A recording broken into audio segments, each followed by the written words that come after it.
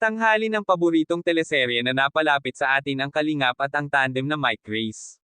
Bago ang lahat, magandang araw mga Kalingap, gumaganda ang nagiging takbo ng kanilang vlog at nagsisimula ito na bumangon at buhayin muli ang tandem. Sa kanilang mga beneficiaries at bumalik ang dating sigla at kaganahan na mai-vlog muli. Sa ngayon ay unti-unti nang nabubuhayan ang love team na Mike Reyes. Di ako magkakamaling, karamihan sa mga tao ay nakababad o nag-aantay sa mga vlog ng Mike Reyes. Walang pag-aalinlangan na isinagawa ng Mike Reyes ang kanilang dapat na isalang-galang. Pero hindi naman talagang responsibilidad nila iyon. At wala naman pang pipilit sa Mike Reyes, hindi kumupas ang pagiging love team ng Mike Reyes, naglalaman pa rin ng hiwaga para sa mga manunood. Binibigyan nila ng kulay ang bawat episode na nakikita nila sa TV o sa cellphone man at iba pa. Maliban pa doon ay may surpresang hatid ang Mike Reyes sa atin at naging makatwiran para sa ating ang mga nakita natin. Dahil halos walang humpay na pagpapakilig ng Mike Reyes sa kanilang selling sa social media.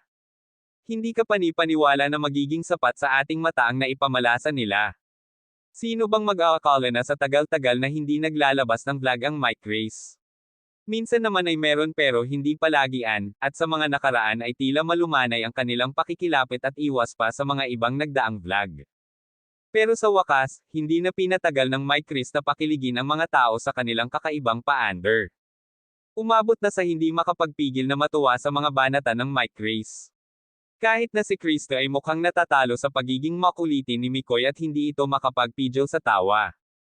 Alam ng lahat na mas mapagbiro itong si Mikoy, kahit hindi benta ay napapatawan niya si Cristo at nagiging mababaw ang kaligayahan ni Cristo kapag kasama niya si Mikoy. Nakakagaan ng loob na pinaninigan nila ang kanilang nasimulan. Sana ay magtuloy-tuloy na itong vlog ng Mike Reyes para maraming mapasaya ulit sila, at maging trending na rin sa iba't ibang panig ng bansa, dahil nakakarating itong mga video ng Mike Reyes sa iba nating kababayan sa bansa at inaabangan ito kahit saan man.